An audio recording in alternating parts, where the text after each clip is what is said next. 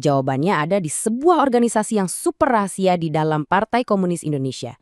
Sebuah unit yang dipimpin langsung oleh Esjam. Namanya Biro Khusus, dan ini adalah senjata rahasianya PKI. Saking rahasianya, petinggi partai lain aja banyak yang nggak tahu kalau unit ini ada. Tugasnya cuma satu, membangun jaringan di dalam militer. Dan orang yang pegang kendali penuh operasi ini, ya Syam Kamaruzaman, yang laporannya langsung ke Aidit dan hanya ke Aidit. Terus gimana cara kerjanya? Menurut kesaksian Syam sendiri, metodenya itu rapih banget.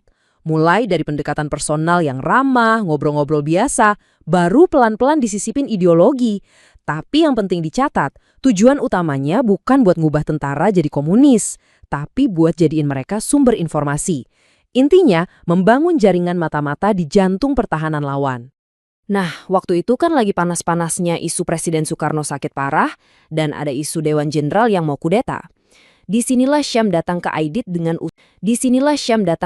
dengan usul yang sangat radikal. Dia bilang, kita nggak bisa nunggu, kita harus bergerak duluan. Jadi, aksi ini dibingkai bukan sebagai kudeta, tapi sebagai langkah antisipasi buat nyelamatin revolusi dan presiden. Tapi, apa yang harusnya jadi sebuah operasi cepat dan akurat malah berubah jadi kegagalan total dengan akibat yang sama sekali nggak bisa dibayangkan.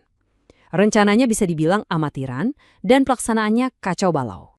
Bahkan salah satu komandan lapangan gerakan itu, Brigjen Suparjo, terang-terangan nyalahin Syam. Dia bilang Syam itu ngasih laporan intelijen yang dilebih-lebihkan, ngejanjiin pasukan yang ternyata nggak pernah ada. Kata Suparjo, Syam ini terlalu pede, menganggap ambisinya itu udah jadi kenyataan. Dan setelah kegagalan gerakan itu, akibatnya benar-benar mengerikan. Angkatan Darat di bawah pimpinan Soeharto langsung bergerak melakukan pembersihan massal. Perkiraan jumlah korbannya itu lebih dari 500.000 jiwa. 500.000 orang tewas dalam pembantaian anti-komunis di seluruh negeri. Ini sebuah tragedi kemanusiaan yang skalanya luar biasa besar. Jadi, inilah hasil akhirnya. Gagalnya G30S jadi alasan yang sempurna buat militer untuk menghancurkan PKI sampai ke akar-akarnya, menyingkirkan Presiden Soekarno pelan-pelan, dan mendirikan rezim Orde Baru yang berkuasa lebih dari 3 dekade. Terus, gimana nasib Syam sendiri? Setelah gerakan itu hancur lebur, dia langsung menghilang. Cerita penangkapan, pengadilan, dan nasib akhirnya justru nambahin lapisan misteri baru ke legendanya. Setelah ketangkep, Syam divonis hukuman mati. Tapi, dia nggak langsung dieksekusi. Selama hampir 20 tahun, dia memainkan peran terakhirnya, jadi saksi mahkota buat rezim Orde Baru. Dia dibawa dari satu pengadilan ke pengadilan lain buat bersaksi melawan teman-temannya sendiri, ngebongkar semua rahasia Biro Khusus. Dengan cara ini, sang dalang ini berhasil menunda eksekusinya sendiri, tahun demi tahun. Jadi, apa yang beneran terjadi? Setelah bertahun-tahun jadi rumor, dokumen dari Amnesty International ini ngasih bukti yang cukup kuat. Di daftar tahanan yang dieksekusi, di urutan ke-6, jelas tertulis nama Syam Kamaruzaman. Dieksekusi sekitar September atau Oktober 1986. Tapi, ya gitu, meskipun ada bukti dokumen, orang-orang tetap nggak percaya. Fakta resminya bilang dia dieksekusi tahun 86.